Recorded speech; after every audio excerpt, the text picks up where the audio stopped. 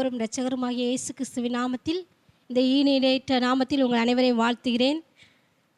இந்த நாளிலும் நம்ம நேற்று உலக மகளிர் தினம், அந்த நாளையொட்டி நாம் இன்றைக்கி செலிப்ரேஷன் பண்ணுகிறோம். நம்ம சர்ச்சில் தேவன் நம்முடைய பிள்ளைகளை ஆராதனையில், பாடல் வேலையிலும், ஜபங்களிலும் எடுத்து பயன்படுத்தி இந்த நல்ல நாளை ஆசீர்வாதமாக்கி தந்தார். அதற்காக நான் தேவனுக்கு நன்றி செலுத்துகிறேன்.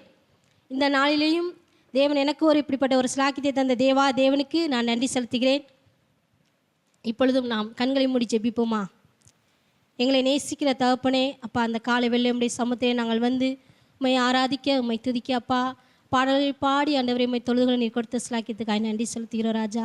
இப்பொழுதும் உம்முடைய வார்த்தை கேட்க நாங்கள் வந்திருக்கிறோம்.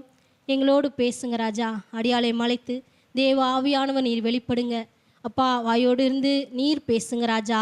ஆண்டவரே, நான் பிள்ளைகளுக்கு ஆண்டவரே என் வாயிலிருந்து என்ன வார்த்தைகளை நீ தர உம்முடைய சித்தம் திட்டம் இருக்கிறதோ அந்த வார்த்தைகளை கொண்டு பேசுங்க. பிள்ளைகள் வாஞ்சையோடு தமனையோடு வந்திருக்கிற பிள்ளைகளுக்கு ஆண்டவரே உம்முடைய வார்த்தை இடைப்படட்டும் ஐயா. நாங்கள் எப்படி நடக்க வேண்டும் என்று எங்களுக்கு போதித்தள்ளுங்க. இந்த நாளில் ஆண்டவரே விசேஷமான நாளாக இருக்கிறது அப்பா. பெண்களாக எங்களுக்கு நல்ல ஒரு வார்த்தையை தந்து நீர் எங்களை ஆசீர்வதித்து அனுப்பும்படி எங்களை தாழ்த்துகிறோம். வெறுமையாக்கிற ராஜா. அடியாளை அர்ப்பணிக்கிறேன், சமர்ப்பிக்கிறேன். இயேசுவின் நாமத்தில் ஜெபிக்கிறோம் ஜீவனுள்ள பரமபிதாவே, ஆமென். எபிரேயர் எழுதின நிருபம் 11ஆம் அதிகாரம் 11வது வசனத்தை வாசி. எபிரேயர் 11:11.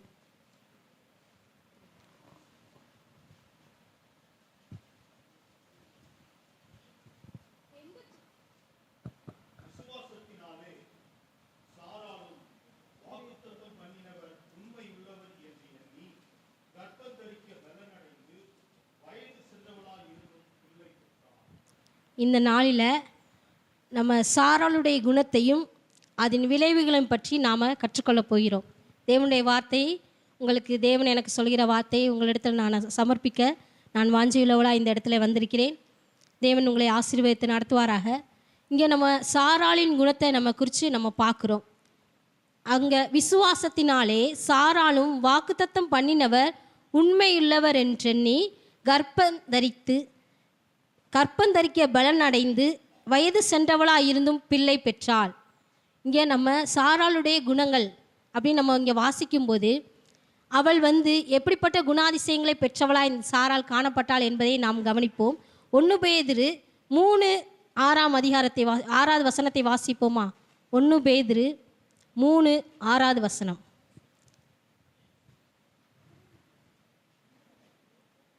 ஒன்று பேதுரு 3:6.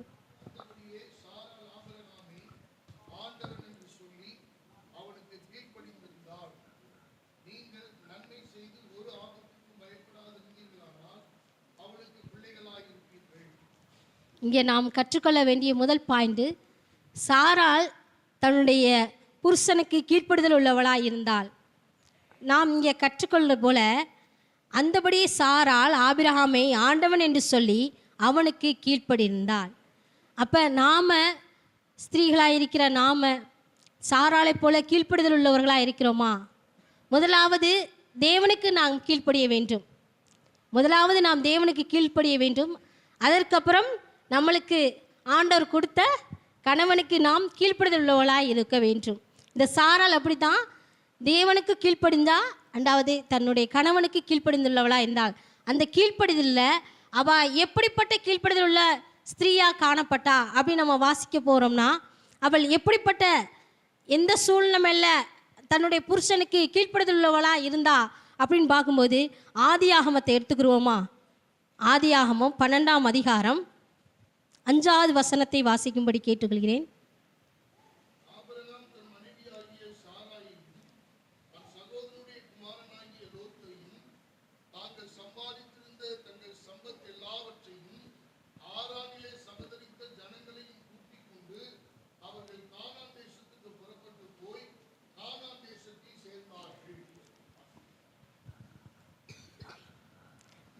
சாராளை குறித்து நம்ம பார்க்கிறோம். கீழ்ப்படுதல் உள்ள ஸ்திரீயாக காணப்பட்டா. எப்படிப்பட்ட கீழ்ப்படுதல் சாராளிடத்தில் கிடைத்தது என்று நாம் பார்க்கும்போது, அவள் தன் புருஷனாகிய ஆபிரகாமை பின்தொடர்கிறவளாக காணப்படுறா. ஆபிரகாம் தன் மனைவியாகிய சாராயும் தன் சகோதரனுடைய குமாரனாகிய லோத்துவையும் தங்கள் சம்பாதித்திருந்த தங்கள் சம்பத்தெல்லாவற்றையும் ஆரானிலே சவரித்த ஜனங்களையும் கூட்டிக் கொண்டு அவர்கள் கானான் தேசத்துக்கு புறப்பட்டு போய் கானான் தேசத்தில் சேர்ந்தார்கள். இங்கே நம்ம பார்க்குறோம், சாராள் தன் புருஷனை பின்தொடர்கிறவளாக காணப்படுறா. இது கீழ்ப்படுதலில் ஒரு காரியம். புருஷனை தொடர்ந்து பின்பற்றுகிறவளாய் தொடர்ந்து பின் சென்று போகிறா. நம்மளுடைய கீழ்ப்படுதல் எப்படி இருக்கிறது? நாம் எப்படி கீழ்ப்படுகிறோம்? தேவனுக்கு மட்டும் கீழ்ப்படிந்தால் போதும், புருஷனுக்கு கீழ்ப்படின்னு அவசியம் இல்லை அப்படின்பட்ட சூழ்நிலையில் நம்ம இருக்கிறோமா? இல்லை சாராளை போல நம்ம கீழ்ப்படிந்து அவருடைய வார்த்தை, புருஷனுடைய வார்த்தையின் பிரகாரம் நம்ம பின் செல்கிறவர்களாக நாம் இருக்கிறோமா? ஆண்டவர் நம்மளுக்கு கொடுத்த துணை, நம்மளுக்கு அடுத்த ஸ்டெப் ஆண்டவர் கொடுத்த துணை நம்மளுடைய வீட்டுக்காரங்க தான். அவங்க வார்த்தையின்படி அவர்கள் சொல்லுகிற வார்த்தையின்படி நம்ம நடக்கிறவர்களாக இருக்கிறோமா? சற்று நாம் சிந்தித்து பார்க்க வேண்டிய அவசியமாக இருக்கிறது. இந்த சாராளின் குணங்கள் கீழ்ப்படிஞ்சா, அந்த கீழ்ப்படுதலை எப்படிப்பட்ட கீழ்ப்படுதலாக இருந்தது? ஆபிரகாமை என்ன சொல்லுகிறாரோ அந்த வார்த்தையின்படி அவள் கேட்கிறவளாய் பின்தொடர்கிறவளாய் காணப்பட்டாள். முழு மனதோடு முழு பலத்தோடு என்ன சொல்லுகிறார், தன்னுடைய ஆபிரகாம் வீட்டுக்காரர் என்ன சொல்லுகிறாரோ அந்த பிரகாரம் அவள் பின்தொடர்கிறவளாய் காணப்படுகிறாள். இந்த சாராளுடைய பயணம் அவள் இறக்கும் வரையும் தன் கணவனோடு கூட பின்தொடர்கிறவளாய் காணப்பட்டாள். மனம் மாறலை, மனம் மாறி போகலை. இந்த சாராள் எப்படி இடையில மனம் மாறி போயிட்டாளா? இல்லை, அவள் கடைசி வரை இந்த மரணம் மட்டும்தான் அவளை பிரிச்சிச்சே தவிர மற்ற எந்த விஷயத்திலையும் அவள் பிரிக்கப்பட்டு அவள் போகவில்லை. நாம் எப்படிப்பட்ட சூழ்நிலையில் இருக்கிறோம் நாமே ஆராய்ச்சி பண்ணி பார்ப்போம். இந்த சாராளை போல நாம் அவரை பின்தொடர்கிறவளாய், இவரை பின்தொடர்ந்து போல நாம் எப்படி பின்தொடர்கிறோம்? ஆண்டவரை முன் வச்சு ஆண்டவர் நம்மளுக்கு கொடுத்த கணவனை அவர் சொல்லுகிற பிரகாரம் நாம் பின்தொடர்கிறவளாய் நாம் இருக்கிறோமா? நம்முடைய வாழ்க்கை துணைக்கு நாம் கீழ்ப்படுதல் உள்ளவர்களாய் இருக்கிறோமா என்று நம்மை சிந்தித்து பார்ப்போமா? இந்த காலை வேளையிலே ஆண்டவர் அதைத்தான் நம்மள்ட்ட எதிர்பார்க்கிறார். நாம் கீழ்ப்படுதல் உள்ள ஸ்திரீகளாய், கீழ்ப்படுதல் குணம் உள்ளவர்களாய் நாம் இருக்கணும். சிறு விஷயத்தில் மட்டும் நான் கீழ்ப்படிஞ்சா போதும், இந்த சில விஷயத்தை குறித்து இதுக்கு எதுக்கு நம்ம இந்த வார்த்தையெல்லாம் நம்ம கேட்கணும், இந்த பேச்செல்லாம் நம்ம எது கேட்கணும் அப்படின்னு இல்லாதபடி, இந்த கீழ்ப்படுதல் என்பது நம்ம குடும்ப ஆசீர்வாதத்துக்கு முக்கியமான படியாக இருக்கிறது. கீழ்ப்படி அதுதான் உன் வாழ்க்கையின் முதற்படி என்று சொல்கிற பிரகாரம் நம்ம கீழ்ப்படியும் போது தான் நம்முடைய வாழ்க்கையில் ஒரு முதல் படியாக இருக்கிறது. அப்போ நம்ம அந்த கீழ்ப்படுதலின் குணத்தை நாம் பெற்றுக்கொண்டு இந்த காலை வேளையில் ஆண்டோடைய சமூகத்தில் நாம் கேட்போமா, ஆண்டவரே நான்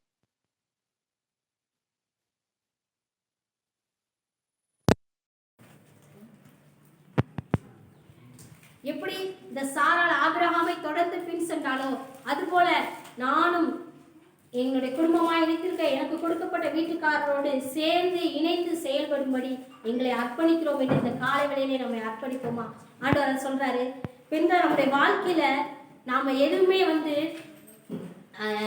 எதுவுமே சோர்ந்து போகக்கூடாது. நம்ம என்ன கடவுளாரோடு இணைஞ்சு போறதை நம்ம தவிர்க்க கூடாது. அவங்க சொல்றாங்க இதுக்கு நம்ம இந்த வார்த்தையை நம்ம செய்வோம் அப்படின்னு சொல்லும்போது அதுக்கு இணைஞ்சு போகணும். நம்ம கீழ்ப்படியும் போது அந்த குடும்பமானது ஒரு நல்ல வளர்ச்சியையும் நல்ல ஒரு ஆசீர்வாதத்தையும் பெற்றுக்கொள்கிற குடும்பமாய் காணப்படும். ஆண்டவருடைய சமூகத்தில் இந்த காலை வேளையிலே இரண்டாவதாக ஆபிரகாமின் சொற்படி கேட்க 18:6 வசனத்தை வாசிக்க 18:6. அப்பொழுது ஆபிரகாம் தீவிரமாய் கூடாரத்தில் சாராளிடத்திற்கு போய், நீ சீக்கிரமாய் 3 படி மெல்லிய மாவு எடுத்து பிசைந்து அப்பம் சுடு என்றான். இங்கே நம்ம வாசிக்கிறோம், சாராள் இடத்திற்கு போய் தீவிரமாய்.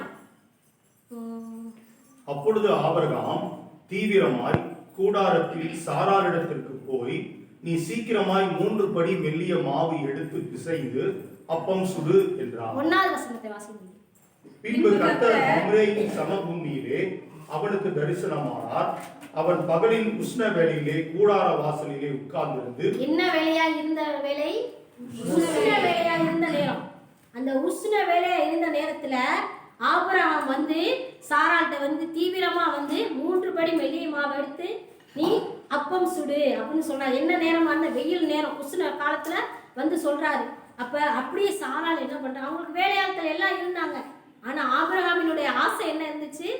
ஆபிரகாமுடைய ஆசை, என் ஒய்ஃபு கையினால செஞ்சு இந்த தூதர்களுக்கு கொடுக்கணும், அந்த 3 தூதர்களுக்கு கொடுக்கணும்னு அவருடைய ஆசை இருந்தனால தான் அவர் வந்து இந்த உஷ்ண வேலையிலே தன்னுடைய மனைவியை வந்து கஷ்டப்படுத்துறமோ அந்த அந்த இதுல சொல்லல.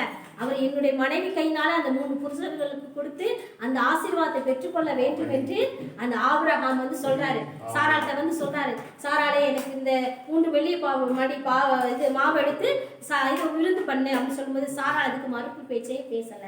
நம்முடைய வார்த்தையில எப்படி நாம இருக்கிறோம், நம்முடைய காரியங்களை நாம எப்படி இருக்கிறோம், இன்றைக்கு நம்ம ஆராய்ச்சி பண்ணி பார்ப்போம். இந்த ஆபிரகாம் சொற்படி சாராள் கேட்டது போல நாமும் நம்முடைய வாழ்க்கையில நமக்கு ஆண்டவர் கொடுத்த இணையோட நாம எப்படி சொற்படி கேட்டு கீழ்ப்படுகிறவர்களா இருக்கிறோமா என்று நம்மை ஆராய்ச்சி பண்ணி பார்க்கும்படி நான் உங்களை கேட்டுக்கொள்கிறேன். நம்ம சொல்றோம், நிறைய விஷயத்துல நம்ம சொல்றோம், என் பிள்ளை என் பேச்சை கேட்க மாட்டேங்குது, நம்ம நிறைய விஷயத்துல நம்ம வந்து கம்ப்ளைண்ட் பண்ணிட்டு இருக்கோம், கேட்க மாட்டேங்கிறாங்க, இவங்க கேட்க மாட்டேங்கிறாங்க. ஆனா நாம முதலாவது நாம ஒரு குடும்ப தலைவியா இருக்கிறோம். முதலாவது ஆண்டவர் தலைவர், அதற்கடுத்து கணவர் தலைவராக இருக்கு, அதுக்கடுத்து நம்மளுக்கு பெரிய பொறுப்பை ஆண்டவர் தலைவிங்கிற பொறுப்பை கொடுத்துருக்கிறாரு. நாம எப்படி அந்த பொறுப்புல சரியா இருக்கிறோமா, கீழ்ப்படுதல் உள்ளவர்களா இருக்கிறோமா, அவருக்கு இணைந்து நம்ம அவர்கள் சொல்கிற பிரகாரம் நம்ம கடந்து செல்கிறோமா, நம்முடைய வீட்டுக்காரர் சொல்கிற பிரகாரம். இங்க ஆபிரகாம்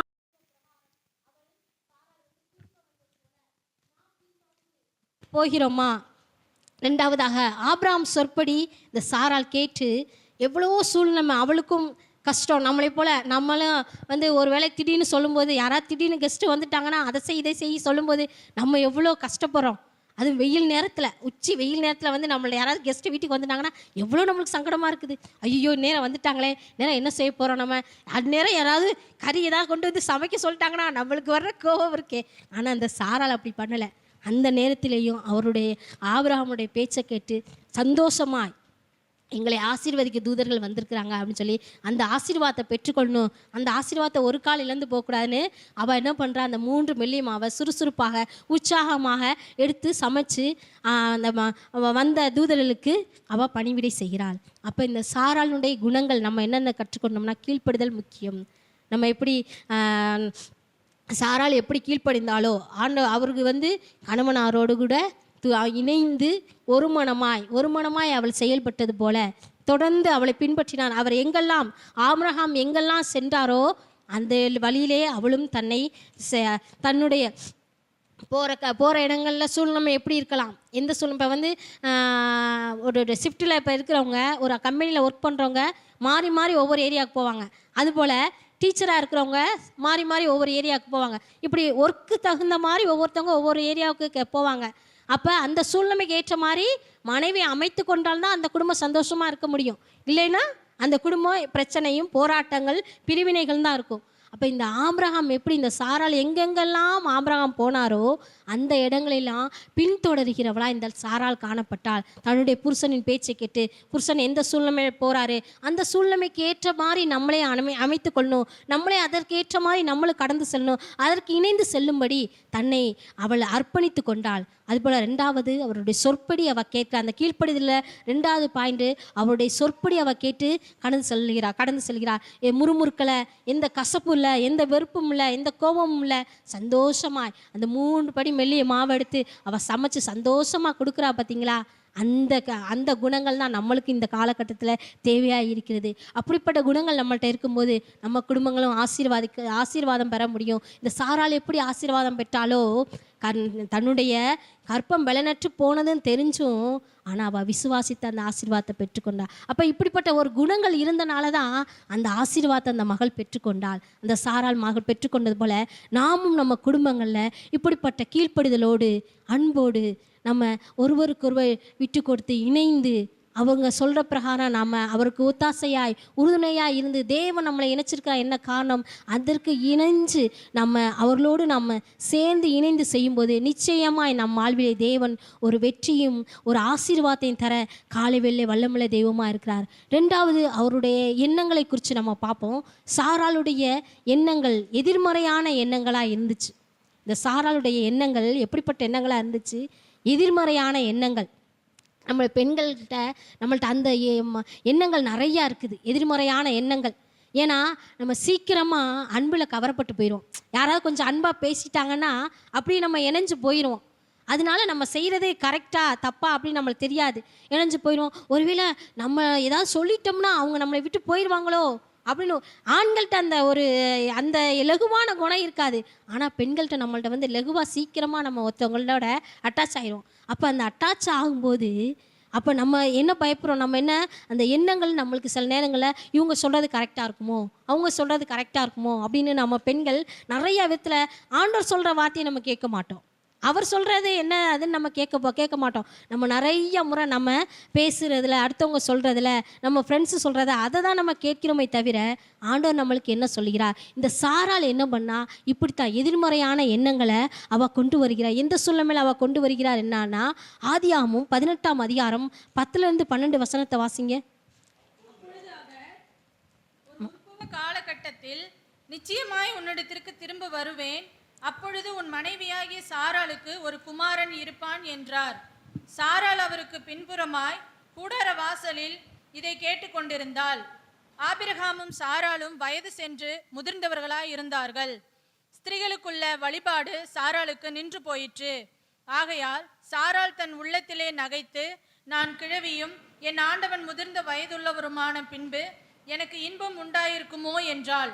அப்பொழுது கர்த்தர் ஆபிரகாமை நோக்கி, சாராள் நகைத்து, நான் கிழவியாய் இருக்க பிள்ளை பெறுவது மெய்யோ என்று சொல்வானேன். போதும்.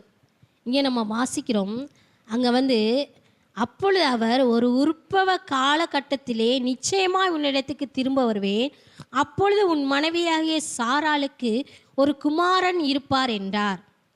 ஆண்டவர் இங்கே சொல்லிடுறாரு, உனக்கு ஒரு குமாரன் ஆண் பிள்ளைன்னு தெளிவாக சொல்லிடுறாரு, ஆண்டவர் சொல்லிடுறாரு. ஆனால் அந்த சாராள் என்னாச்சு, அவள் வந்து என்ன பண்ணுறா, அவளுடைய எண்ணங்கள், எனக்கு வந்து வயசாகி போச்சே, என்னுடைய நம்ம நிறைய நேரங்கள் அப்படித்தான், என்னுடைய சூழ்நிலை இப்படி இருக்குதே. இங்கே சாரா சொல்கிறா, தன் உள்ளத்திலே நகைத்து 11ஆம் வசனத்தை சொல்கிறாங்க, ஆபிரகாமும் சாராளும் வயது சென்று முதிர்ந்தவளாக இருந்தார்கள். ஸ்திரீகளுக்குள்ள வழிபாடு சாராளுக்கு நின்று போயிற்று. ஆகையால் சாராள் தன் உள்ளத்திலே நகைத்து, நான் கிழவியும் என் ஆண்டவன் முதிர்ந்த வயது உள்ளவனுமான பின்பு எனக்கு இன்பம் உண்டாயிருக்குமோ. அப்போ ஆண்டோடைய வார்த்தைகளுக்கு அவள் அகெயின்ஸ்டாக நினைக்கிறா, எதிர்மறையாக நினைக்கிறா.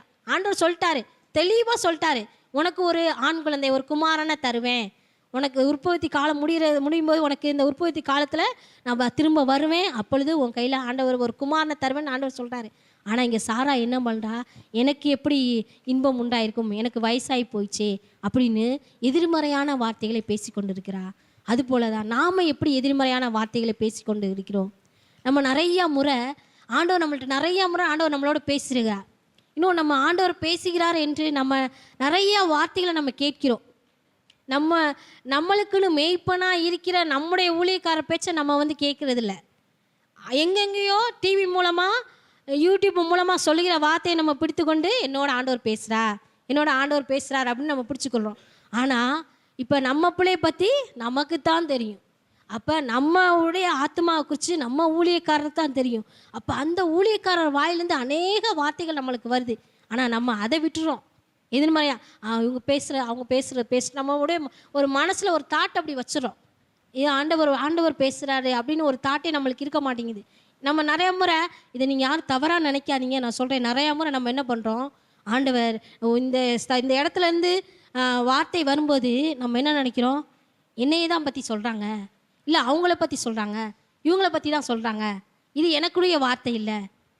ஆனால் அப்படி இல்லை. ஆண்டவர் இந்த இடத்துல வச்சு ஒவ்வொரு வார்த்தை சொல்லும் போதும் அது நமக்கானது தான். அதில் ஆண்டவர் நம்மளுக்கு சரி செய்ய வேண்டிய காரியங்கள் இருக்கிறது.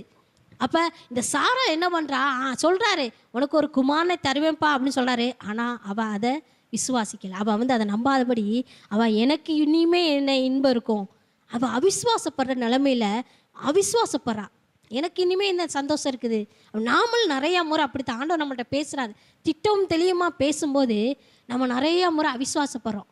இது நடக்குமா, இதெல்லாம் நடக்காது அப்படின்னு நிறையா முறை நம்ம இருந்திருக்கிறோம்.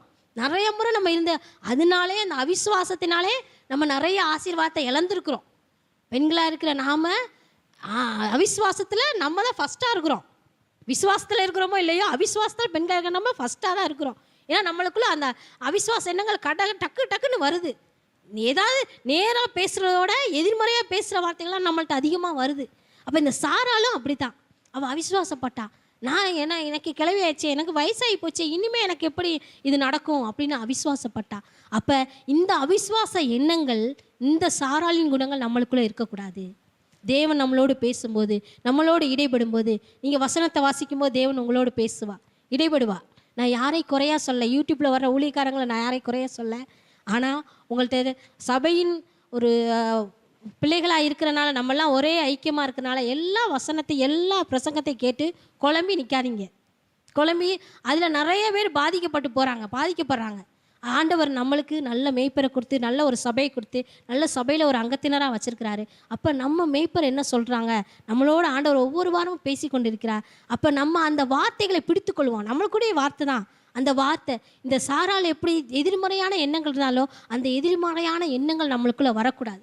ஆண்டவர் இந்த இடத்துலேருந்து பேசும்போது அந்த வார்த்தையை நாம் பிடித்து கொண்டு, ஆண்டவர் என்னோட பேசினார், இன்னைக்கு ஆண்டவர் இந்த வார்த்தையை கொண்டு பேசினாரு, நம்ம அதை அப்படியே உட்கொண்டு அதை வாங்கி கொள்ள வேண்டும். ஏனோ தானவண்டு இங்கே நான் பிரசங்கம் பண்ணதை விட்டு நம்ம கேட்டு விட்டுட்டு நம்ம போய் நம்மளுடைய காரியங்களை செய்யாதபடி அதை நம்ம அசை போட்டு கொண்டே இருக்க வேண்டும். அந்த வாரம் ஆண்டவர் எனக்கு நடத்துவார், என்னோட பேசியிருக்கார், இந்த காரியத்தை எனக்கு செய்வார், இந்த காரியத்தை எனக்கு செய்வார்னு நம்ம அறிக்கையிட்டு கொண்டே இருக்கணும். இந்த குணங்கள், இந்த சாராளுடைய எதிர்மறையான எண்ணங்களில் ஃபஸ்ட்டு என்னன்னா, விசுவாசத்தில் குறைவுள்ளவளாக காணப்பட்டா. நாம் விசுவாசத்தில் குறைவுள்ளவர்களாக காணப்படக்கூடாது. அவிசுவாசம் இல்லாதபடி விசுவாசம் உள்ளவர்களாய் நாம் இருக்கணும். விசுவாசம் என்பது கிரியை இல்லாத விசுவாசம் செத்தது. அப்போ நாம் கிரியையில் நம்முடைய விசுவாசத்தை காட்ட வேண்டும். இந்த சாராள் என்ன பண்ணுறா, அவள் சொல்கிறா பாருங்க, 15வது வசனத்தில், சாராள் பயந்து நான் நகைக்கவில்லை என்று மறுத்தாள், அதற்கு அவர் இல்லை என்ற. அப்போ இதில் நம்ம பார்க்குறோம், அவள் மறுக்கிறா, வார்த்தையை சொல்ல மறுக்கிறா, நான் நகைக்கலை அப்படின்னு அவள் மறுக்கிறா. அப்படிப்பட்ட குணாதிசயங்கள் நம்மளுக்குள்ளே இருக்கக்கூடாது. இந்த சாராளுடைய எதிர்மறையான எண்ணங்கள் இன்றோடு நம்ம வாழ்வில் மறையணும். அதற்காக தான் இன்றைக்கி ஒரு ஸ்பெஷலாக நம்மளுக்கு பெண்களுக்காக நம்மளுக்கு ஆண்டவர் நல்ல ஒரு சந்தர்ப்பத்தை ஏற்படுத்தி கொடுத்துருக்கிறார். இந்த எதிர்மறையான எண்ணங்கள் இன்றோடே நம்மளை விட்டு அதை தொலைச்சிட்டு, ஆண்டவரே நீங்கள் எனக்கு என்ன செய்வேன்னு சொல்லி வாக்கு பண்ணியிருக்கீங்களோ அதை நிச்சயமாக என் வாழ்வில் செய்வீங்க, அதற்காக நான் எதிர்பார்த்து காத்திருக்கிறேன் என்று சொல்லுவோம். 2வது, தேவ திட்டத்திற்கு எதிராக செயல்பட தொடங்கினாள். 16ஆம் அதிகாரம் 2வது 3வது வசனத்தை வாசிங்க. 16ஆம் அதிகாரம் 2வது 3வது வசனம். சாராய் ஆபிரகாமை நோக்கி, நான் பிள்ளை பெறாத படிக்கு கர்த்தர் என் கர்ப்பத்தை அடைத்திருக்கிறார், என் அடிமை பெண்ணோடே சேரும், ஒருவேளை அவளால் என் வீடு கட்டப்படும் என்றாள். சாராயின் வார்த்தைக்கு ஆபிராம் செவி கொடுத்தான். ஆபிராம் கானான் தேசத்தில் 10 வருஷம் குடியிருந்த பின்பு ஆபிராமின் மனைவியாகிய சாராய் எகிப்து தேசத்தாலான தன் அடிமை பெண்ணாகிய ஆகாரை அழைத்து அவளை தன் புருஷனாகிய ஆபிராமுக்கு மறுமனையாட்டியாக கொடுத்தாள். ஓகே, இதில் நம்ம பார்க்குறோம், தேவ திட்டத்திற்கு எதிர்வாக அவ செயல்படுகிறா. ஆண்டவர் சொல்லிட்டாரு, உனக்கு குழந்தையை நான் தருவேன், உற்பத்தி காலத்தில் நான் வரும்போது உனக்கு ஒரு குமாரனை தருவேன்னு ஆண்டவர் சொல்லிட்டாரு. ஆனால் இவா தேவ திட்டத்தை உணராதபடி இவளே தனக்குள்ள ஒரு காரியத்தை செய்கிறா. அதை செஞ்சு ஆகார தன் கணவனாருக்கு மனைவியாக மறுமனையாக நான் கொடுக்குறா. அதில் எவ்வளோ பெரிய ஆபத்து வருதுன்னு நம்ம பார்க்குறோம், சமூகத்தில் பார்க்குறோம். இஸ்மவேல் பிறந்து பெரிய ஆபத்தாக அது முடியுது. அப்போ நாம் தேவ திட்டத்துக்கு தேவ சித்தத்துக்கு ஒப்பு கொடுக்குறவர்களாக நாம் இருக்கணும். நம்ம குடும்பத்தில் நம்ம செய்கிற ஒவ்வொரு காரியங்களும் தேவ சித்தத்தின்படி நடக்கணும். தேவ திட்டத்தின்படி நம்மளை அர்ப்பணிக்கிறவர்களாக நாம் காணப்படணும். இந்த சாராளுடைய எதிர்மறையான எண்ணங்கள் தேவ திட்டத்திற்கு, அவள் சொல்லிட்டாரு, நான் உனக்கு உற்பத்தி காலத்தில் ஒரு குமாரனை தருவேன்னு சொல்லிட்டாரு. ஆனால் அதை அவள் பொருட்படுத்தாதபடி எனக்கு ஒன்றுமே ஏன்னா எதிர்மறையான எண்ணங்கள் அவளுக்குள்ளே வந்துச்சு, இனி எனக்கு ஒன்றும் நடக்காது அப்படின்னு சொல்லிட்டு அவள் உலக பிரகாரமாக பார்க்குறாள். இந்த உலகத்தில் என்ன நடக்குது, உலகத்தில் உள்ள காரியத்தை எல்லாத்தையும் பார்த்து அவள் பார்க்குறா. இனி எனக்கு ஒன்று இந்த அவள் சொல்லாமல் இந்த உலகத்தில் இனிமேல் இந்த வழிபாடு, பெண்களுக்குள்ள வழிபாடு நின்று போச்சுன்னா குழந்தை இருக்காது, அந்த கான்செப்ட் எல்லாம் அவள் யோசித்து இனி நம்மளுக்கு ஒன்றும் இருக்காது, அதனால் ஆहाர சேர்த்துக்கொள்ளும்னு சேர்த்து வைக்கிறா. அது அவளுக்கு பெரிய ப்ராப்ளமாக இந்த குடும்பத்தில் இணைஞ்சு அது பெரிய இஷ்யூ ஆகி போயிடுது. அப்போ நாம் இதில் எப்படி நம்ம எடுத்துக்கொள்ளணும்னா, தேவ சித்தத்துக்கு தேவ திட்டத்துக்கு நம்ம அர்ப்பணிக்கிறவளாய் காணப்படணும். ஆண்டவர் நம்மள்ட்ட சொல்லிட்டாரு, ஆண்டவர் உங்களுக்கு நான் செய்வேன் அப்படி சொல்லிட்டான்னா விசுவாசமாக இருங்க, நம்பிக்கையாக இருங்க. கடுகளை கூட நீங்கள் அதை அவிசுவாசப்பற்றாதீங்க. ஆண்டவர் செய்கிறதுக்கு காலம் தாமதிக்கிறாருனாலும் பொறுமையாக இருங்க, எதுலேயும் அவசரப்பற்றாதீங்க. இந்த சாரால் அவசரப்பட்டுட்டா, அவசரப்பட்டு தான் அவன் இந்த காரியங்களை ஆகாரம் கொண்டு போய் சேர்த்து வச்சுட்டான். நீங்கள் எந்த காரியத்திலும் அவசரப்பட்டுறாதீங்க. ஆண்டவர் உங்களுக்கு செய்வேன் என்று சொல்லியிருக்கார். நிச்சயமாக செய்வார். நம்ம வாழ்வில் அவர் நம்மளை வேறு பிரித்து அழைச்சி அறிந்திருக்கிற தெய்வன் ஒரு நாள் கைவிட மாட்டார். அவர் வாக்கு பண்ண தெய்வம், அவர் செய்வார். ஆனால் நம்மளுடைய காரியங்களெல்லாம் பொறுமையாக காத்திருக்கணும். அவருடைய திட்டத்துக்கு நம்மளை அர்ப்பணிக்கணும். அவருடைய திட்டத்தை மாறி நாம் ஏதாவது திணிச்சிட்டு நாம் ஏதாவது செய்ய ஆரம்பித்தோம்னா தான் நம்ம யோசித்து நம்மளுடைய காரியங்களை நம்ம நிறைய முறை அப்படி தான் ஆண்டவருடைய சித்தத்துக்கு ஒப்பு கொடுப்போம். நம்ம நல்லா பிரசங்கத்தை கேட்டு அர்ப்பணிச்சுட்டு போயிடுவோம். ஆனால் போய் நம்ம வீட்டில் போய் நம்ம எல்லா காரியங்களும் வேலையெல்லாம் செய்யும்போது யாராவது ஒருத்தவங்க அப்போ தான் சொல்லுவாங்க, நீ இப்படி செய்யலாம்ல, இந்த காரியத்தை இப்படி செஞ்சால் இது நல்லா இருக்குமே, இந்த காரியத்தை நீ இந்த லெவலில் செஞ்சினா கரெக்டாக போகுமே அப்படின்னு யாராவது சொல்லும்போது நம்மளுக்கு தாட்டு வருது, ஆமாம் இப்படி செஞ்சால் கரெக்டாக போகும்ல அப்படின்னு. அப்போ நாம் என்ன பண்ணிக்கிறோம், செஞ்சுட்டு அந்த ஆசீர்வாதம் நம்மளுக்கு வரலை அப்படின்னு சொல்லும்போது தான் நம்ம நினைக்கிறோம், ஏன்னா நம்ம செஞ்சோம் ஆனால் ஒன்றுமே நடக்கலையே. அப்போ நடக்காதப்போ தான் நம்ம சொல்கிறோம், ஆண்டவர் என்னை கைவிட்டுட்டாரு, ஆண்டவர் எனக்கு ஒன்றுமே செய்யலை, ஆண்டவர் என்னை கைவிட்டாரு. இது யாருடைய திட்டம்னு நம்மளுக்கு தெரியலை. இது நம்முடைய திட்டம், அதுதான் நிறைவேறாமல் போச்சு, அது நம்மளுக்கு நினைக்கல. ஆனால் நம்மளாம் சுயமாக யோசித்தது நடக்கலை அப்படின்ட்டு ஆண்டவர் என்னை கைவிட்டார், என்னை பார்க்கவே மாட்டேங்கிறாரு அப்படின்னு நம்ம நிறையா நேரங்கள் அப்படி நினச்சிருக்கிறோம். ஆனால் ஆண்டவர் சொல்கிறாரு, நீங்கள் பொறுத்திருக்கணும். இந்த சாராள் அவசரப்பட்டு என்ன பண்ணிட்டா, தன்னுடைய வீட்டுக்காரருக்கு கொடுத்துட்டா. அப்போ தேவ திட்டத்தை புரிந்து கொள்ளாமபடி அவள் அவசரப்பட்டு ஆகாரம் கொண்டு திணிச்சிட்டா. நாம் நம்முடைய வாழ்க்கையில் தேவ திட்டம் தேவ சித்தம் எதுவென்று அறிந்து பொறுமையாக காத்திருக்கணும். நம்ம பெண்களுக்கு எப்பவுமே அவசரமாக தான் எல்லா காரியத்தையும் டக்குன்னு செய்யணும்னு அது இன்ஃபில்ட்டாகவே நம்மள்ட்ட இருக்கிறது தான். அவசரப்படுற புத்தி நம்மள்ட்ட இருக்கிறது. ஆனால் அது நம்முடைய வாழ்க்கையில் அவசரப்பட்டோம்னா நம்முடைய வாழ்க்கையில் பேராபத்தில் தான் நம்ம போய் நிற்போம். எதுலேயுமே அவசரப்படாதபடி தேவனுடைய திட்டத்துக்கும் தேவ சித்தத்துக்கும் நம்மளை ஒப்பு கொடுக்கிறவர்களாய் நாம் இருக்கணும். நாம் நினைக்கிறோம் நம்ம செய்கிறதெல்லாம் கரெக்டாக இருக்குது, நம்ம செய்கிறதெல்லாம் கரெக்டாக போயிட்டுருக்குது அப்படின்னு நம்ம நினைக்கிறோம். ஏதாவது ஒன்று தடையாகும்போது என்ன நினைக்கிறோம், எல்லாம் நம்ம காரியங்களை நம்ம நினைக்க மாட்டோம், இது ஆண்டவர் தான் தடை பண்ணுறாரு அப்படின்னு நினைக்க மாட்டோம். நம்மளுக்கு இது ஆண்டவர் தடுக்கிறாரு அப்படின்னு நம்ம அந்த தாட்டே வராது. நம்ம நினைப்போம், நம்மளுக்கு இது செய்யலை, ஆண்டவர் நம்மளை மறந்துட்டாரு அப்படின்னு நம்ம அடுத்த ஸ்டெப்புக்கு போயிடும். ஆனால் அப்படிப்பட்ட காரியங்களை நம்ம செய்யக்கூடாது. அது நம்முடைய வருங்கால சந்ததிகளுக்கும் ஆபத்தாக தான் போய் முடியும். நாம் ஆண்டோடைய திட்டத்துக்கு அர்ப்பணிக்கும் போது பொறுமையை காத்திருக்கும் போது நம்முடைய சந்ததிகளும் அந்த ஆசீர்வாதத்தை பெற்றுக்கொள்ள அவர்களுக்கும் அந்த ஆசீர்வாதத்தை தேவன் கொடுப்பார், அதை பெற்றுக்கொள்வாங்க. இப்போ நம்ம மூலமாக செய்யணும்னு நினச்சார்னா கண்டிப்பாக நம்ம பொறுத்திருக்கும் போது நம்ம சந்ததிகளுக்கு அந்த காரியத்தை ஆண்டவர் வாய்க்க பண்ணுவார். அப்படித்தான் ஆண்டவர் அடுத்தடுத்த தலைமுறை ஆண்டவர் ஆசீர்வதிக்கிறேன்னு சொல்லுகிற தெய்வம். அப்போ நம்ம அதற்கு காத்திருக்கணும். இந்த சாராளை போல நாம் எதிர்மறையான எண்ணங்களை கொண்டு தேவ சித்தத்துக்கு தேவ திட்டத்துக்கு அர்ப்பணிக்காமல் போய்விடாதபடி, அவள் தேவ சித்தத்துக்கு தேவ திட்டத்துக்கு அர்ப்பணிக்காதபடி தான் அவள் அவசரப்பட்டு காரியத்தை செஞ்சா அவளுக்கு அது பேராபத்தாக முடிஞ்சிச்சு. சந்ததியிலே பெரிய ஆபத்தில் அவள் போய் சிக்கி கொண்டா.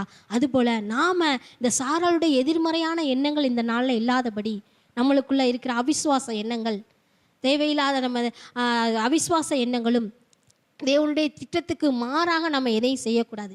நம்ம வாழ்வில் எல்லாம் நடக்குதுன்னா அது தேவனுடைய சித்தம்தான் அப்படின்னு நம்ம அதை ஏற்றுக்கொண்டு நம்ம ஜெபத்தில் நம்ம செல்லும்போது நிச்சயமாக அதை தேவன் நிறைவேற்ற வல்லமையுள்ள தெய்வமாக இருக்கிறா.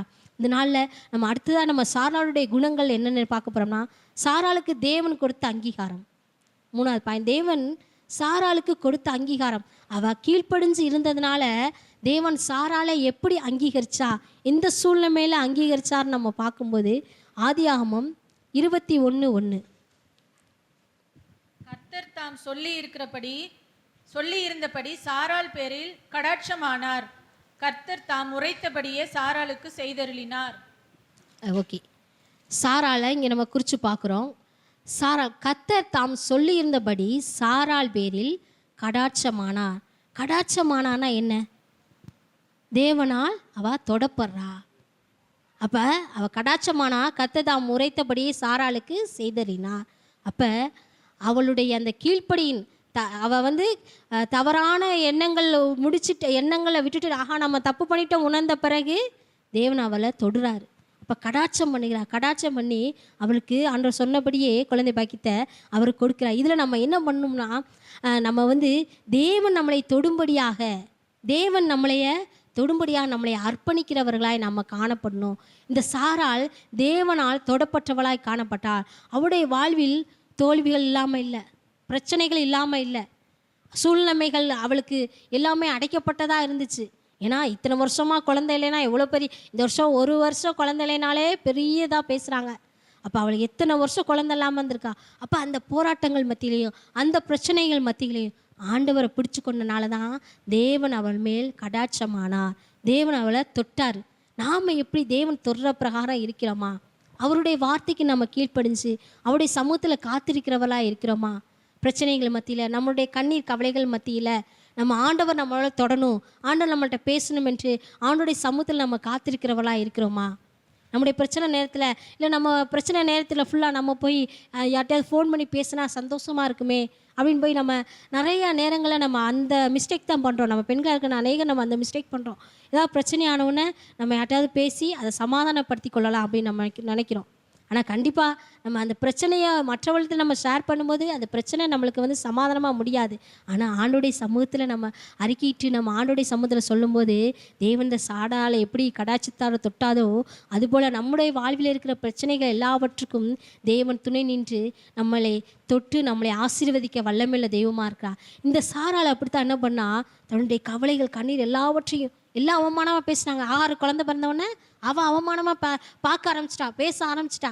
அவள் நடவடிக்கைலாம் இவளுக்கு வித்தியாசமாக இருந்தவொடனே அவனால் முடியலை, சாரானால் முடியலை. அப்போ தான் ஆண்டவர்கிட்ட அவள் கேட்குற, ஆண்டவரே எனக்கு ஒரு குழந்தை கொடுங்க. அப்போ தான் அந்த விசுவாசத்தில் அவள் வேரூண்டி நின்று அவள் தேவன் சொல்கிறாரு, கர்த்தர் தாம் சொல்லியிருந்தபடியே சாராள் பேரில் கடாட்சமானார். அப்போ நிறையா பிரச்சனைகள் மத்தியில், போராட்டங்கள் பிறகு தான் அவளை தேவன் தொடுகிறார். நாமளும் பிரச்சனைகள் மத்தியில், போராட்டங்கள் மத்தியில், ஆஹா எனக்கு மட்டும்தான் இவ்வளோ பிரச்சனை, எனக்கு மட்டும்தான் இவ்வளோ போராட்டம் என்று நாம் நினைக்காதீங்க. நாம் நினைக்கக்கூடாது. நம்ம பிரச்சனைகள் மத்தியிலையும் நாம் அதை எப்படி மேற்கொள்ள வேண்டும்? நாமளும் முயற்சி பண்ணால் மேற்கொள்ள முடியாது. அவர் அதை ஆண்டவர்கிட்ட நாம் கேட்கணும். ஆண்டவரே இந்த பிரச்சனையிலேருந்து என்னை விடுவீங்க ராஜா, இந்த பிரச்சனையிலேருந்து என்னை நீங்கள் தூக்கி எடுங்க, என்னை நீங்கள் வந்து தொடுங்கன்னு கேளுங்க ஆண்டவர்கிட்ட.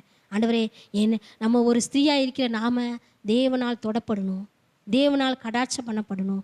நம்ம இத்தனை வருஷமாக நம்ம கிறிஸ்தவர்களாக இருக்கிறோம் அப்படின்னு இருக்காதபடி அப்படி நம்ம சொல்லிக்கொண்டு இருந்தோமானால் அதெல்லாம் வீணு தான். ஆண்டவரே என்னையே நீங்கள் கடாட்சம் பண்ணுங்க, என்னையே நீங்கள் தொடுங்க, என்னுடைய வாழ்வை நீங்கள் வாங்க. இவ்வளோ நாள் நாங்கள் இருந்த வாழ்க்கை எப்படியோ நாங்கள் இருந்தாலும் இனிமேலாவது எங்களுடைய வாழ்வை வந்து தொடுங்க, எங்கள் சூழ்நிலையை மாற்றுங்க அப்படின்னு ஆண்டவர்கிட்ட இந்த சாராளை போல் நம்ம வந்து கேட்போம் ஆண்டோடைய சமூகத்தில். 2வதாக ஆதியாகமம் 17ஆம் அதிகாரம் 15வது வசனம். பின்னும் தேவன் ஆபிரகாமை நோக்கி, உன் மனைவி சாராயை இனி சாராய் என்று அழையாதிருப்பாயாக, சாராள் என்பது அவளுக்கு பேராயிருக்கும். அடுத்த வசனம். நான் அவளை ஆசீர்வதித்து அவளாலே உனக்கு ஒரு குமாரனையும் தருவேன், அவள் ஜாதிகளுக்கு தாயாகவும் அவளாலே ஜாதிகளின் ராஜாக்கள் உண்டாகவும் அவளை ஆசீர்வதிப்பேன் என்றார். இங்கே நம்ம படிக்கிறோம், பின்னும் தேவன் ஆபிரகாமை நோக்கி, உன் மனைவி சாராயை இனி சாராய் என்று அழையாதிருப்பாயாக, சாராள் என்பது அவளுக்கு பேராயிருக்கும்.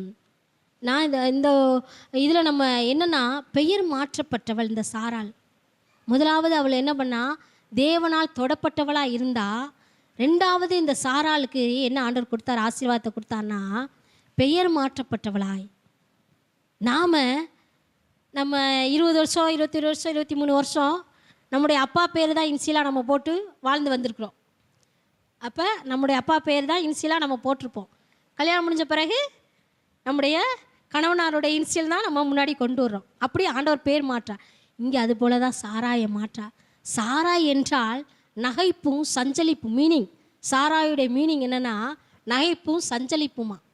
அதை ஆண்டவர் மாற்றி சாராள். சாராள் என்றால் என்ன, இளவரசி. முதல்ல நம்ம வீட்டில் உள்ளவங்களுக்கு இளவரசியாக இருந்தோம். சின்ன பிள்ளையிலேருந்து நம்ம வீட்டில் உள்ளவங்களுக்கு மட்டும் இளவரசியாக இருந்தோம்.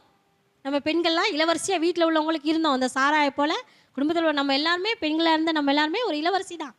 யார் சொன்னாலும் சொல்லாட்டாலும் நம்ம சொல்லிக்கிறோம் நாம் இளவரசியாக தான் இருந்தோம். அப்போ நம்ம வீட்டில் இருக்கும்போது இளவரசியாக இருந்தோம். ஆனால் ஆண்டவர் ஒரு பொறுப்பை கொடுத்து, முதல்ல இன்சியல் நம்ம அப்பாவுடைய இன்சியலை போட்டிருந்தோம். இப்போ நம்மளுக்கு துணையாக ஆண்டவர் கல்யாணம் பண்ணி ஒரு கணவனாருடைய இன்சியலை நம்மளுக்கு கொடுத்துருக்கிறாரு, பெரிய பொறுப்பை கொடுத்துருக்கிறார்.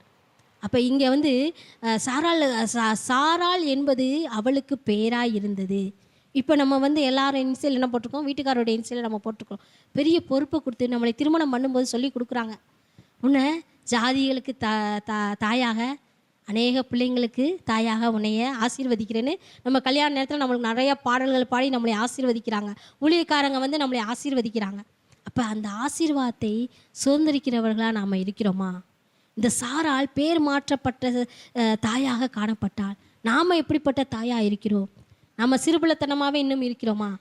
கல்யாணம் முடிகிறதுக்கு முன்னாடி எப்படி நம்ம இருந்தோமோ அதே நினைத்து கொண்டு நம்ம இருக்கிறோமா? இல்லை, நம்மளுக்கும் ஆண்டவர் நல்ல ஒரு குடும்பத்தை கொடுத்துருக்கார், பிள்ளைகளை கொடுத்துருக்கார், பொறுப்பை கொடுத்துருக்கிறார். பேர் மாற்றப்பட்டவளாய் நாம் கிரியை செய்து கொண்டிருக்கிறோம். நம்ம செயலில் நம்ம கிரியை செய்து கொண்டிருக்கிறோமா? இங்கே சாராளாக மாற்றப்பட்டது போல நாமும் இப்போ ஒரு சாராளாக தான் மாற்றப்பட்டிருக்கிறோம். அப்போ அவள் அந்த சாராளாக மாற்றப்பட்ட பிறகு அவளுக்கு எவ்வளோ பொறுப்பு, எல்லா இதுகளும் அவள் தேவைகள் எல்லாவற்றையும் அவள் காரியங்கள் எல்லாவற்றையும் நல்ல குடும்பமாக, நல்ல மனைவியா, நல்ல தாயா, பிள்ளைகளுக்கு நல்ல தாயா அந்த சாரால் காணப்பட்டது போல நாமும் நம்ம குடும்பத்தில் நல்ல ஒரு தாயாய் செயல்படும்படி இந்த காலையிலே நம்மை அர்ப்பணிப்போம். எப்படி நம்ம முன்னாடி இந்த பேர் மாற்றப்பட்டு இப்பொழுது நம்மளுக்கு இன்சியல் மாறி இருக்கிறதோ அதுபோல் நாம் இப்போ நம்ம சொல்லி கொடுக்குறாங்க நம்மள்கிட்ட, நீ நல்லா கோடியாய் பெருகு அப்படின்னு தான் நம்மளை ஆசீர்வதிக்கிறாங்க. நம்ம வந்த நிலைமை, நம்ம வீட்டில் இருந்தவங்க போது நம்ம எப்படி இருந்தோம், வந்த வீட்டில் எப்படி இருக்கிறோம், வந்த வீட்டில் சூழ்நிலையில் பார்த்து நம்ம எப்படி இருக்கிறோம் அப்படின்னு நம்மை ஆராய்ச்சி பண்ணி பார்ப்போம். இந்த சாராள் முன்பு இருந்ததோட பின்பு அவள் இந்த உலகத்துக்கே தாயாக அவள் காணப்பட்டா. நம்ம குடும்பத்துக்கு நல்ல ஒரு தாயாக, நல்ல ஒரு ஸ்திரீயாக, நம்ம கணவனாருக்கு நல்ல ஒரு ஸ்திரீயாக நம்ம செயல்பட்டு இருக்கிறோமா? நம்ம அதை கொஞ்சம் ஆராய்ச்சி பண்ணி பார்ப்போம். இந்த இடத்துல நம்மளை அர்ப்பணிப்போம். ஆண்டவரே, எங்களை நல்ல ஒரு சாராளாய் மாற்றுங்க. சாராயா இல்லை, சாராய் என்பது சஞ்சலத்தை கொண்டு வர்றவ. சாராள் என்பவ தான், சாராள் என்பது என்ன மீனிங் சொன்னேன், இளவரசி. நாம் குடும்பத்தில் இளவரசியாக இருக்கணும். நம்மளை ஏற்றுக்கொள்கிறாங்களோ ஏற்றுக்கொள்ளலே நம்ம வீட்டுக்காரர், ஆனால் நாம் தான் இளவரசி அந்த குடும்பத்துக்கு. நம்ம எப்பொழுதும் அறிக்கிட்டு நம்ம இளவரசியாக அந்த குடும்பத்தில் இருக்குமா நம்மளை அர்ப்பணிப்போம். அடுத்ததாக 17-16 வசனத்தை வாசிப்போமா? நுனித்தோலின் மாம்சம் 17-16 16 நான் அவளை ஆசீர்வதித்து அவளாலே உனக்கு ஒரு குமாரனையும் தருவேன். அவள் ஜாதிகளுக்கு தாயாகவும் அவளாலே ஜாதிகளின் ராஜாக்கள் உண்டாகவும் அவளை ஆசீர்வதிப்பேன் என்றார். இங்கே நம்ம பார்க்குறோம், ஜாதிகளுக்கு தாயாக ஆண்டவர் சொல்கிறாரு, அவள் ஜாதிகளுக்கு தாயாகவும் அவளாலே ஜாதிகளின் ராஜாக்கள் உண்டாகவும் அவளை ஆசீர்வதிப்பேன். எவ்வளோ பெரிய ஆசீர்வாதத்தை ஆண்டவர் கொடுக்குறார் அந்த சாராளுக்கு. அப்போ அவளுடைய குணங்கள் அப்படி இருந்தனால தான் இந்த ஆசீர்வாதத்தை சாராள் பெற்றுக்கொண்டாள்.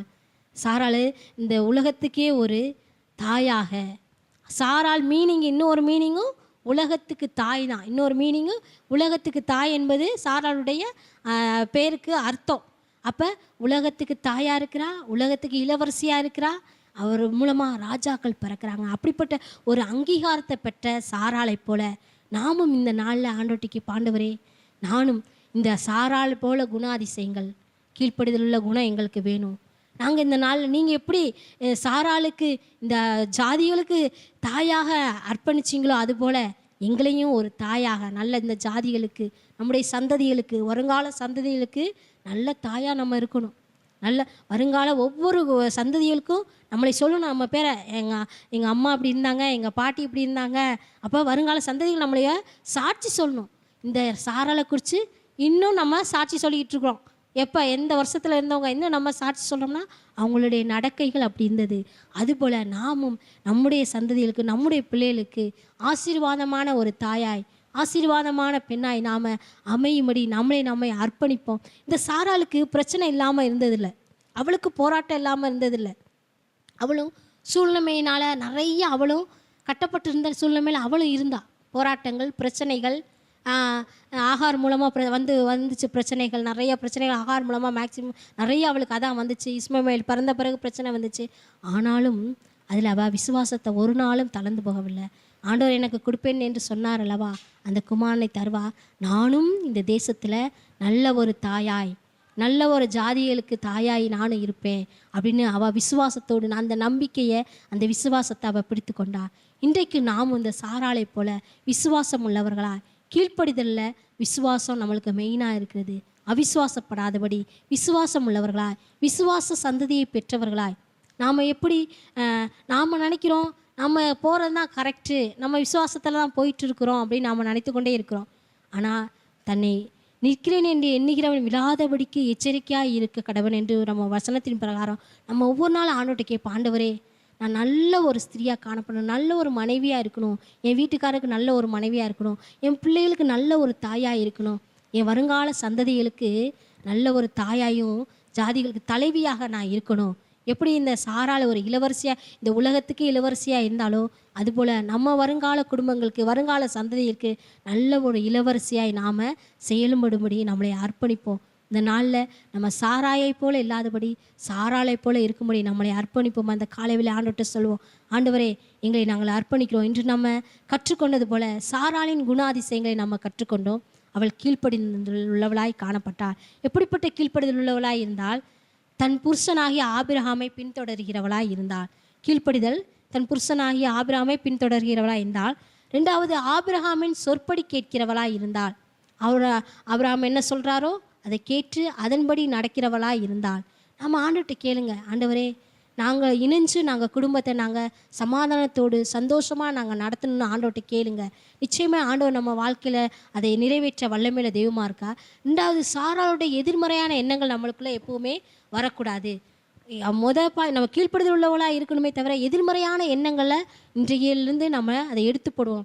எதிர்மறையான எண்ணங்களை நம்ம எடுத்து போட்டால் தான் நம்ம வீட்டில் நம்ம இளவரசியாக இருக்க முடியும், நம்ம சந்ததியில் நம்ம இளவரசியாக இருக்க முடியும். எதிர்மறையான எண்ணங்கள் நம்மளுக்குள்ளே இருந்துச்சுன்னா கண்டிப்பாக நம்ம அந்த வீட்டுக்கு இளவரசியாக நம்ம வாழ முடியாது, இருக்கவும் முடியாது. நம்ம பிள்ளைகளுக்கு நம்ம ஒரு நல்ல தாயாக இருக்க முடியாது. அப்போ இந்த சாராளுடைய எதிர்மறையான எண்ணங்களை நம்ம தூக்கி போகணும். அப்போ எதிர்மறையான எண்ணங்களில் மெயினானது என்னென்னா அவிசுவாசம். நம்மள்ட்ட அவிசுவாசம் இருக்கக்கூடாது. விசுவாசமாக ஒவ்வொரு வார்த்தையும் விசுவாசத்தோடு அறிக்கையிடுங்க. நம்முடைய வாயில் ஒவ்வொரு நாளும் விசுவாசமான வார்த்தை வரணும். அப்போ ரெண்டாவது தேவ திட்டத்திற்கு எதிராக நம்ம எப்போவுமே செயல்படக்கூடாது. நம்மளை ஆண்டவர் நம்மள்ட்ட சொல்கிறாரு, ஆண்டவர் சொல்லும்போது நாமளும் வீட்டுக்காரரும் இணைஞ்சு தேவ சித்தத்துக்கு அர்ப்பணிக்கிறவராக நம்ம காணப்படணும். நம்ம ஒரு போக்கில் போயிட்டு அவங்க ஒரு போக்கில் போகக்கூடாது. நம்ம ஆண்டவரோட கேட்டு 2 பேரும் இணைஞ்சு அவங்க வீட்டுக்காரர் நாமளும் இணைஞ்சு நம்ம பேசி ஆண்டோடைய திட்டத்தை தெரிஞ்சு நம்ம செயல்படுகிறவர்களாக நாம் இருக்கும்போது நம்மளையும் தேவன் ஒரு இளவரசியாய் வாழ ஆண்டவர் உதவி செய்வார். அடுத்து சாராளுக்கு தேவன் கொடுத்த அங்கீகாரம். தேவன் நம்மளுக்கு என்னென்ன அங்கீகாரத்தை கொடுத்துருக்கிறார்? தேவன் சாராளுக்கு இப்படிப்பட்ட அங்கீகாரத்தை கொடுத்துருக்கிறாரு. நம்மளுக்கு தேவன் எந்த அங்கீகாரத்தை கொடுத்துருக்கிறார்? நம்மளுக்கு டவுட்டாகவே இருக்குது. என்ன அங்கீகாரம் நம்மளுக்கு தந்திருக்காருனே தெரியல. அப்படி தான் இருக்கிறோம். என்ன அங்கீகாரத்தை கொடுத்துருக்காருன்னு இன்றைக்கி ஃபுல்லாக ஒரே நேற்றோட இந்த வாரம் ஃபுல்லாக சொல்லிட்டாங்க பிரசங்கம் பண்ணணும் முடியாது. ஆனாலும் பிள்ளைங்கள்ட்ட எல்லோரும் ஃபோன் பண்ண என்ன இடையில முடியாமல் போனாலும் நான் ஃபோனும் பண்ண முடியல. ஊருக்கு போயிட்டு இப்படி வந்து முடியாமல் இருந்தாலும் ஃபோன் பண்ண முடியல. நேற்று ஃபோன் பண்ணும்போது எல்லோரும் என்னட்ட முடியாது, என்னால் முடியாது சிஸ்டர்லான்னு. ஆனால் நம்மளே அறியாமலே ஆண்டவர் நம்மளுக்கு நல்ல ஒரு கிஃப்ட்டை கொடுத்துருக்குறாரு. நல்லா அருமையாக பாட வச்சு ஆராதனை பண்ண அப்படி ஒரு கிஃப்ட்டை கொடுத்துருக்காரு. அது ஒரு பெரிய அங்கீகாரம் நம்மளுக்கு. ஆனால் அதெல்லாம் நம்ம வந்து மனசில் போட்டுக்கிட்டு நாம் பயப்படுறோம், ரொம்ப பயப்படுறோம். நம்ம என்ன செய்ய முடியும், நம்மளால் ஒன்றுமே செய்ய முடியாது அப்படின்னு இந்த சாராள் மாதிரி எதிர்மறையான எண்ணங்கள்லாம் நம்மளுக்குள்ளே வருது. ஒன்றுமே செய்ய முடியாது நம்மளால், ஐயோ நம்மளால் ஒன்றுமே பண்ண முடியாது. ஆனால் நம்ம கூட இருக்கிறவங்க நம்மளே வந்து என்கரேஜ் பண்ணுறாங்க. வீட்டுக்காரங்க போய் எல்லாம் பண்ணுங்க, நம்மளை என்கரேஜ் பண்ணுறாங்க. நம்ம பிள்ளைங்களும் சொல்லுது அதெல்லாம் பண்ணுங்க, நல்லா பண்ணுவீங்க நீங்கள் அப்படின்னு பிள்ளைங்களும் நம்மளை பார்த்து நம்ம பிள்ளைங்க நம்மளுக்கு நல்லா என்கரேஜ் பண்ணுற பிள்ளைங்க ஆண்டவர் கொடுத்துருக்காரு. அதுக்காக நம்ம நன்றி சொல்லணும். நம்ம பிள்ளைங்க யாருமே நம்மளுக்கு அகெயின்ஸ்டாக யாருமே பேச மாட்டாங்க, செய்யுங்க அப்படின்னு தான் நம்மளை என்கரேஜ் பண்ணுற பிள்ளைங்களாம் ஆண்டவர் நல்ல சந்ததியை நம்ம பிள்ளைகள் கொடுத்துருக்குறார். அப்போ நம்ம அந்த அங்கீகாரத்தை பெற்ற அந்த சாராளுக்கு தேவன் கொடுத்த அங்கீகாரத்தையும் நாம் பெற்றுக்கொள்ளணும். தேவனால் தொடப்பட்ட அங்கீகாரம். நம்ம இத்தனை வருஷம் ஆண்டவருக்குள்ளே இருக்கிறோம், தேவனால் தொடப்பட்ட சூழ்நிலை நம்மளுக்கு இருக்குதா? தேவன் நம்மளை தொட்டிருக்கிறாரா? தேவன் நம்மளோடு இடைப்பட்டிருக்கிறாரா? தேவன் நம்மோடு பேசியிருக்கிறாரா? நம்ம அப்படிப்பட்ட ஒரு தொடுதலை பெற்றவர்களாய் நாம் இந்த நாளில் நம்மளை அர்ப்பணிப்போம். ஆண்டவர்கிட்ட சொல்லுவோம், ஆண்டவரே நான் இவ்வளோ நாள் நான் ஏனோ தானே இருந்திருக்கலாம், என் சூழ்நிலைக்கு தகுந்த மாதிரி நடந்திருக்கலாம். ஆனால் இந்த நாள்லேருந்து என்னை அர்ப்பணிக்கிறேன். பெண்களாக இருக்கிற நாம் அர்ப்பணிப்போம். ஆண்டவரே என்னை தொடுங்க, என்னோடு பேசுங்க, நேரத்தை உமக்கு நாங்கள் கொடுப்பேன், நான் என் குறிக்கப்பட்ட நேரத்தில் உங்களுடைய சமூகத்தில் வந்து காத்திருப்பேன், என்னோடு பேசுங்க, என்னுடைய குடும்பத்தின் சூழ்நிலையை என்னோடு இடைபடுங்க அப்படின்னு நம்ம கேட்போம். ரெண்டாவதாக பெயர் மாற்றப்பட்டவளாக காணப்பட்டா அந்த அங்கீகாரத்தை தேவன் கொடுக்குறார். பெயர் மாற்றப்பட்டவளா நம்மளுக்கும் தேவன் பெயர் மாற்றி கொடுத்துருக்கிறாரு. ஆனால் அந்த அங்கீகாரத்துக்கு உரியவர்களாக நாம் இருக்கிறோமா? நல்ல ஒரு இளவரசியாக இருக்கிறோமா? நம்ம இல்லை இது சாராயை போல சர்ச்சைக்குள்ளவளாக இருக்கிறோமா? சர்ச்சை பண்ணுகிறவளாய், நகைப்பு பண்ணுகிறவளாய் இருக்கிறோமா? ஆண்டவர் நம்மளை பார்த்து கேட்குறா, நாம் இனிமேலாவது குடும்பத்துக்கு நல்ல ஒரு இளவரசியாய், இந்த உலகுக்கு நல்ல ஒரு இளவரசியாய், நம்ம பிள்ளைகளுக்கு ஒரு நல்ல இளவரசியாய், நம்ம வீட்டுக்காரருக்கு நல்ல இளவரசியாய் நம்ம வாழ்ந்து காட்டுவோம் என்று நம்ம தீர்மானம் பண்ணுவோம். மூணாவதாக ஜாதிகளுக்கு தாயாக அங்கீகாரம் கொடுக்குறாரு ஆண்டவர். எவ்வளோ பெரிய ஆசீர்வாதம் தெரியுமா? பெண்களுக்கு தான் ஆண்டவர் நிறைய ஆசீர்வாதத்தை கொடுக்குறார். ஆனால் நம்ம தான் சில நேரத்தில் அதை அலட்சியம் பண்ணிடுறோம். அலட்சியப்பட்டு இதெல்லாம் என்னால் முடியாது, இதெல்லாம் நடக்காது அப்படின்னு நம்ம நிறைய டக்குன்னு அவிசுவாச வார்த்தையில் டக்குன்னு விட்டுறோம். ஆனால் ஆண்டவர் அதை விரும்பலை. உன்னை கொண்டு நம்மளை கொண்டு செய்யணும்னு அதேக காரியங்கள் இருக்குதுன்னு நம்மளை ஆண்டவர் பார்த்து சொல்கிறாரு. நீ வந்து உன்னை நான் ஆசீர்வதிப்பேன், உன்னை எல்லா காரியத்தையும் வச்சு செய்ய வைப்பேன் அப்படின்னு. ஆனால் நம்முடைய நிறைய காரணங்களால நம்ம வந்து குறைவுள்ளவர்களாக இருக்கிற காரணம் நம்முடைய அவிசுவாசம்தான். இங்கே சாராளுக்கு ஆண்டவர் பெரிய ஒரு ஆசீர்வாதத்தை கொடுக்குறார். இந்த உலகத்துக்கே இந்த ஜாதிகளுக்கு தாயாக அவளை கொண்டு வர்றார். இந்த இது விசுவாச பட்டியலில் முதல் பெண்மணி சாராள் தான் வர்றா. முதல் பெண்மணியாக சாராள்லாம் விசுவாச பட்டியலில் வர்றா முதல் பெண்மணி. எப்படிப்பட்ட ஆசீர்வாதத்தை பெற்றவளாக இருக்கும் பைபிளில். அப்போ நாம் எப்படிப்பட்ட பெண்களாக இருக்கிறோம்? நாம் எப்படிப்பட்ட அங்கீகாரத்தை பெற்றுக்கொள்கிறோம்? இன்றைக்கி ஆண்டவர்கிட்ட கேட்போம், நம்ம ஆண்டவரே என்னையும் தொடுங்க, ஆண்டவரே இந்த காலவெளியில் என்னை தொடுங்க, எங்களை அர்ப்பணிக்கிறோம், எங்கள் பேரையும் நீங்கள் மாற்றுங்க ராஜா. இப்போ நாங்கள் இவ்வளோ நாள் நாங்கள் எப்படிப்பட்ட சூழ்நிலையில் இருந்திருக்கலாம், நம்முடைய பேர் எப்படியோ இருந்திருக்கலாம். ஆனால் இன்றைக்கி எங்களுடைய பேருக்குரிய ஒரு அர்த்தத்தை நீங்கள் சொல்லி கொடுத்துருக்குறீங்க.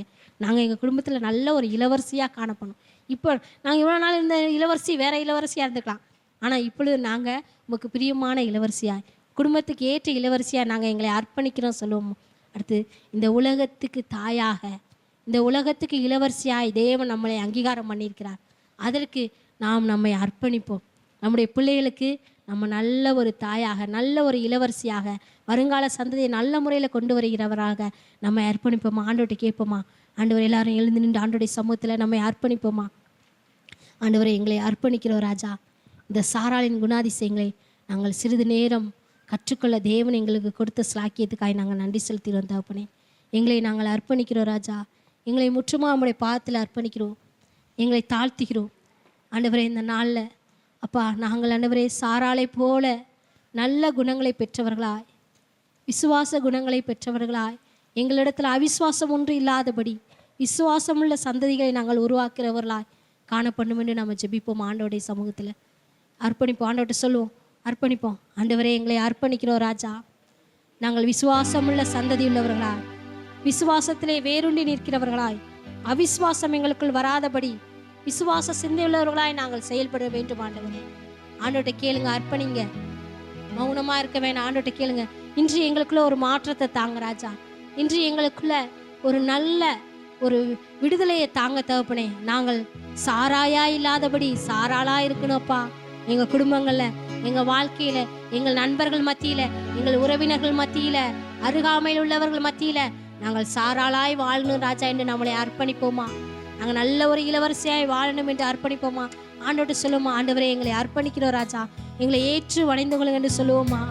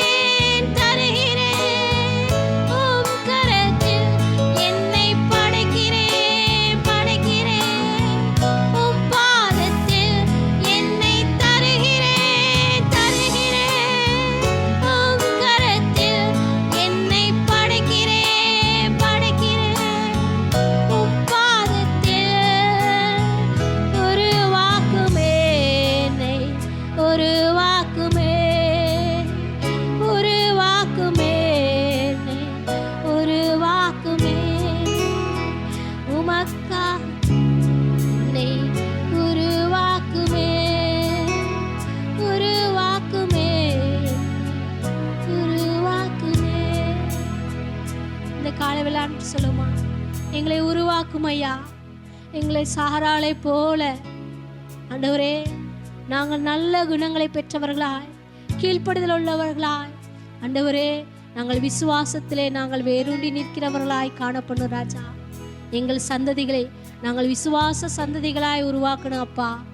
எங்களுக்குள்ள இருக்கிற எல்லா அவிசுவாச எண்ணங்களும் மாறணும் என்று ஆண்டவர்கிட்ட கேட்போமா. எங்களுடைய இருக்கிற அவிசுவாச சிந்தனைகள் எண்ணங்கள் எல்லாம் மாறணும் ராஜா. விசுவாசத்தோடு நாங்கள் ஆண்டவரே எங்கள் குடும்பங்களை நடத்த, விசுவாசத்தோடு எங்கள் பிள்ளைகளை நடத்த அப்பா, நாங்கள் நல்ல தாயாய் நல்ல ஒரு இளவரசியாய் எங்கள் குடும்பங்களுக்கு காணப்பட எங்களை அர்ப்பணிக்கிறோம் என்று சொல்லுவோமா. ஆண்டவர்கிட்ட கேட்போமா. ஆண்டவரே எங்களை அர்ப்பணிக்கிறோம் ராஜா. நாங்கள் ஆண்டவரே தகப்பனே அப்பா, நீர் எங்களை ஆண்டவரே கடாட்சிக்க வேண்டும் ராஜா. பெண்களாக இருக்கிற எங்கள் ஒவ்வொருவர் மேலும் நீர் கடாட்சிங்க ராஜா. எங்களை நீர் ஒவ்வொருவரையும் நீங்க தொடுங்க ராஜா. எங்க பேர் மாற்றப்பட்ட வேண்டும்படியாய் நாங்கள் செபிக்கிறோம் ராஜா. நாங்கள் ஆண்டவரே இந்த உலகத்துக்கு ஆண்டவரே அப்பா ஜாதிகளுக்கு தலைவர்களாய் நாங்கள் மாற எங்களை அர்ப்பணிக்கிறோம். எங்களை சந்ததிகளை ஆண்டவரே நல்ல சந்ததிகளாய் உருவாக்க எங்களை அர்ப்பணிக்கிறோம் என்று ஆண்டவர்கிட்ட கேட்போமா. ஆண்டவருடைய சமூகத்தில் நம்ம அர்ப்பணிப்போமா. இந்த பிரசங்கத்தை தேவன் ஆசீர்வதித்து தரும்படியாக, இந்த வார்த்தையை தேவன் ஆசீர்வதித்து தரும்படியாக நம்ம மத்தியில் இருக்கிற அம்மா வந்து ஜெபம் பண்ணும்படி கேட்டுக்கொள்கிறேன்.